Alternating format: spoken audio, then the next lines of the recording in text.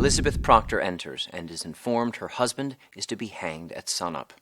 Hale implores Elizabeth to speak with John and convince him to confess, even if it is a lie. Hale believes that God damns a liar less than he that throws his life away for pride. Elizabeth agrees to speak with John, but promises nothing. John Proctor is in chains when he is let in. He has not seen his wife in 3 months, and the couple is nearly overcome with emotion when they are left alone. Elizabeth reveals that over 100 people have confessed to witchcraft, but Rebecca Nurse has resigned herself to die. So too has Martha Corey. Giles Corey avoided hanging by remaining silent, but he didn't avoid execution. Giles would only say, "More weight," as large stones were heaped upon his body until he was pressed to death. John begs Elizabeth to tell him what she would have him do, but Elizabeth refuses to answer. She wants him alive, she says, but insists it is not her place to judge him.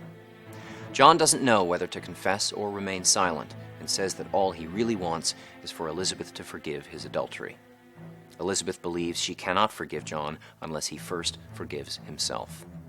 Elizabeth also admits that she has had her own sins to count. It needs a cold wife, she says, to prompt lechery.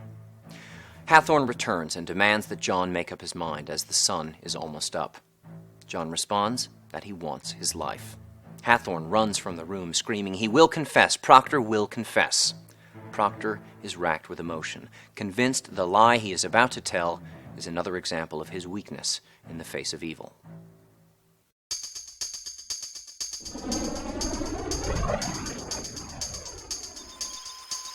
Elizabeth and John have not seen each other in 3 months. There is a tragic beauty in how the couple manages to make their peace with one another in this scene.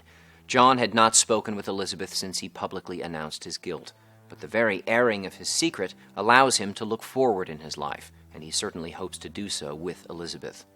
Elizabeth, too, has been transformed. Finally, she has the strength to forgive John, and she even admits that she was partly to blame for his transgression. John wrestles with the decision to confess. Together with Elizabeth, he decides that he will confess and live. Proctor reckons that he is not, like Martha Corey and Rebecca Nurse, bound by religious conviction. Instead, he is bound by principle, and knows that if he should hang, the court will feel the burden of guilt, knowing that they have let an innocent man die. John is tormented by the decision because he believes it is evil to lie, but he also believes that his former lechery precludes him from ever again being a saintly figure. So, he reasons, his confession will be nothing more than another sin from an already fallen sinner.